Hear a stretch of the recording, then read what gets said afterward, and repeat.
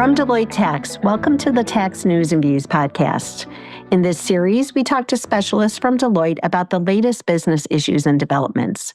I'm Carrie Falkenhayn, your host for Tax News and Views, and today we will be talking about e-invoicing. It's a global trend where we're seeing governments introduce requirements for organizations to electronically file their customer invoices. This poses a number of implementation challenges as well as other questions. So joining me today to discuss these developments are two specialists. They're from Deloitte's indirect tax practice. They both specialize in value-added taxes, or VAT, as we like to say. So with me are Ronnie Dasson and Phil Flynn. So let me welcome you both, and I'm going to start us off with a question. So first, we're hearing a lot about e-invoicing. What is all the buzz really about? Yeah, Carrie, that's a great question. Thank you. So the buzz is really about the fact that e-invoicing is taking the world by storm. It's a massive change in the global tax landscape where companies are now seeing that they have to comply with these digital requirements that are written down in an actual tax law and need to translate that from a tax book into their actual systems and operate accordingly. Now, needless to say, that has a lot of ramifications for our clients. And so getting ready for that and making sure that you can comply with all of that is not an easy task. If you look at what's coming at our clients, it's between now and 2030, but in my view, probably between now and 2035, all our clients will be doing e-invoicing and e-reporting implementations on a year-round basis because of how many of these mandates are coming down the pike. And so dealing with those challenges, having a programmatic approach to it, and making sure that you address it in a way that is holistic from a tax perspective is critical. From my perspective, there's two big takeaways here. One, if you look at tax compliance of the future, it's all becoming digital. So this move with e-invoicing and e-reporting is going to lead to, over time, tax returns, or VAT returns specifically, disappearing, and companies needing to make sure that they are proactively ready, know their positions, because they're already transmitting that data to the tax authorities, and the tax authorities are going to determine the tax position for them. So instead of the periodic filing that we see in the VAT world today, where you have a monthly VAT return or a quarterly VAT return or even a yearly VAT return in some instances, tax compliance of the future is real time, and tax authorities have all the data they need to audit you from day one. So that's the first takeaway. Second takeaway, I think, is e-invoicing and e-reporting has a heavy impact on business processes. So where tax, is always looking for opportunities to be a value driver to the business, this is an area where they can definitely make sure that they are a value driver to the business, because if this is not solutioned for in the right way, what'll happen is it will frustrate business, it will stop business potentially, and it will mess with a lot of these processes that companies typically run vis-a-vis either their vendors or their customers. So two big tickets here. One, tax compliance and making sure that you're ready for the tax compliance of the future. And two, business optimization from a process perspective, really the key drivers. So given how fragmented this landscape is, what are some of the challenges companies face? Yes, thank you, Carrie. I think the biggest challenge is the pace of change. Rules and timelines are moving quickly, and companies are often building whilst requirements are still evolving. On top of that, the requirements vary significantly per country, so one approach requires careful design to be successful.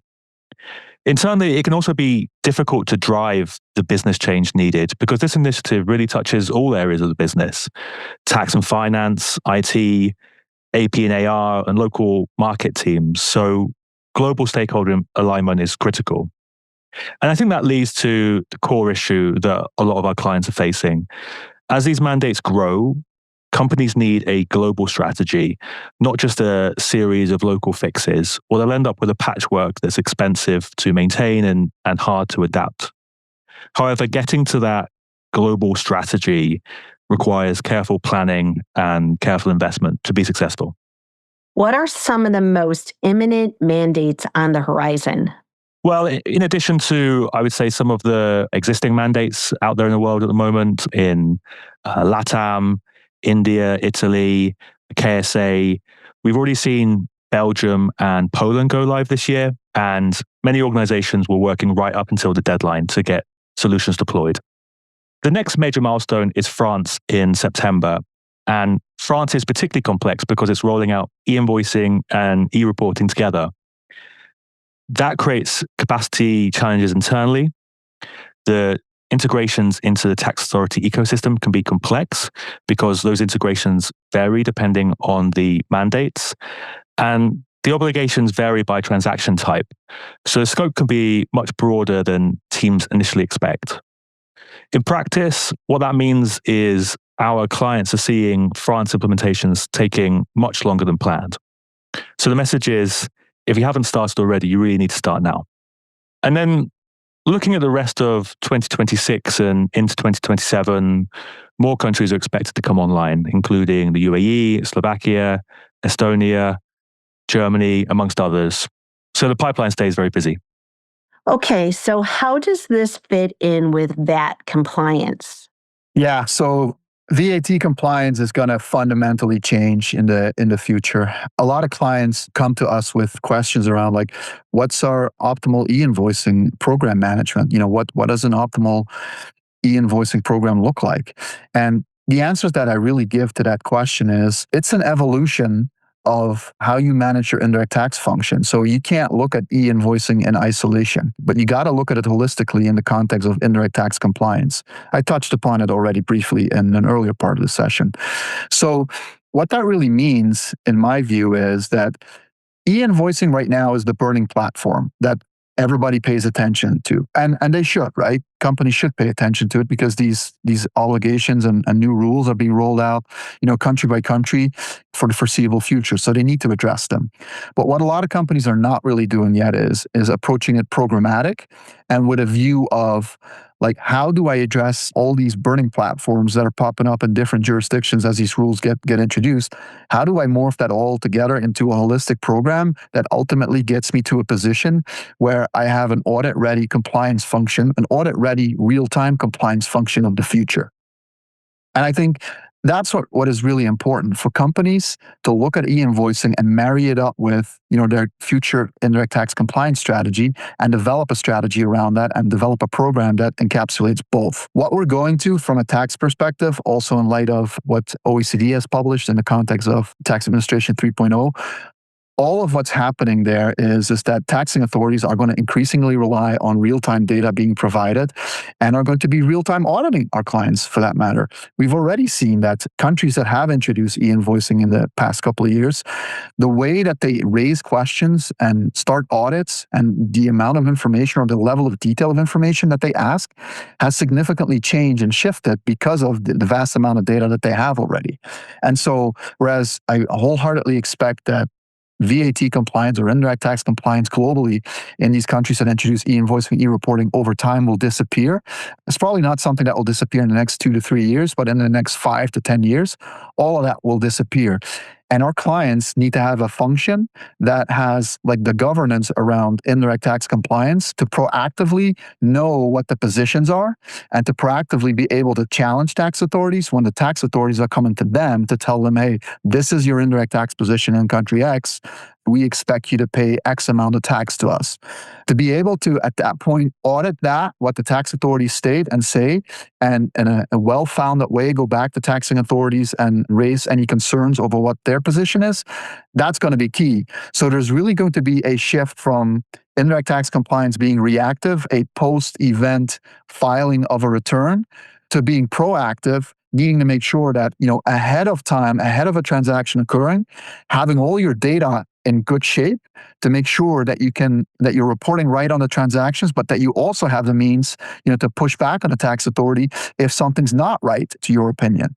So all of that is to say that, and we've been saying it for years, data is more important than ever. If there's one thing that e-invoicing really does is it puts increased emphasis on how critical it is for companies to work through their business processes and systems to set up data in an accurate way that is tech sensitized. Because with the right amount of data and the right setup of data, all of this becomes so much easier. But obviously, that's easier said than done. In my mind, when we take these programmatic approaches to e-invoicing and indirect tax compliance, that is really the key: is develop a strategy around how you manage data throughout the organization and how that data translates into your e-invoicing and indirect tax reporting processes.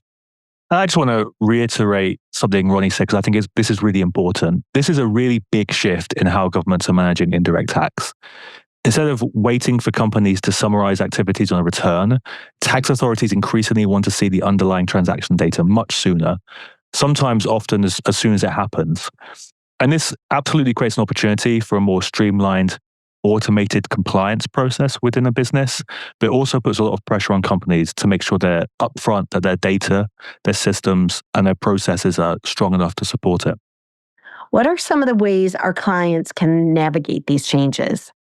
So broadly, companies have two routes: to build and operate capabilities in-house, or to leverage a managed service model. For in-house, some organizations take a country-by-country approach, as we've talked about already, deploying point solutions to meet a specific mandate and then moving on to the next jurisdiction, while others are pursuing a global approach designed for scale, consistency, and efficiency across the enterprise. The advantage of building is that the solution and data stay within your own technology environment, which can make in-house IT people very happy. But the trade-off is that ongoing maintenance cost and the difficulty of staying agile as requirements change. For companies that don't have the time, the resources, or scale, particularly with tight deadlines that are upcoming, managed services can be a practical alternative where third parties run the process end to end. I think the key is that a global strategy around e-invoicing isn't one size fits all. Every company is in a different place as it relates to their e-invoicing journey, but where you end up needs to carefully reflect your budget, your existing ERP and systems landscape, and also, to be successful, make sure it fits within your existing overall finance transformation roadmap. Yeah, and Carrie, maybe if I can jump in for a minute, I'd love to highlight our Deloitte powered by OneSource Pagero solution in collaboration with Thomson Reuters. That's a very strategic decision for us as a firm to go down that route, to partner up with an organization like Thomson Reuters that has, a phenomenal brand in the technology space, and the tax technology space for that matter. Philosophically, what we want to be able to do is we want to be able to offer our clients an end-to-end solution in the indirect tax space. And that entails e-invoicing, e-reporting, indirect tax compliance, and audit readiness in that sense. So what we're doing with that technology is we're packaging it all together and offering it as one offering to our clients. And it goes back to the agility that Phil was talking about, and having a solution that can really cover, end to end what we do. We're very excited about this offering. Our client responses have been phenomenal, and we're very encouraged by what we're seeing in the marketplace in terms of the demand that we have for our offering. Thank you both. Really appreciate your insights on this important topic. Audience, if you'd like more information, I encourage you to go to Deloitte.com and search on invoicing. There's a number of resources that you will have access to there. You can always reach out to Ronnie or to Phil via LinkedIn as well.